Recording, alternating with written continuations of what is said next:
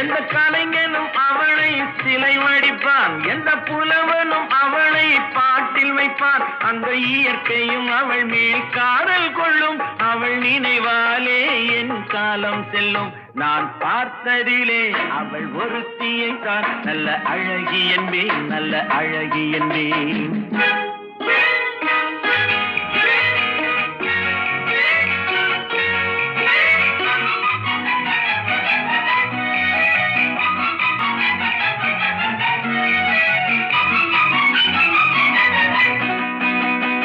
இடையோ இல்லை இருந்தால் முல்லை கொடி போல் மெல்ல வளையும், சின்ன குடை போல் விரியும் இமையும் விழியும் பார்த்தால் ஆசை விளையும்.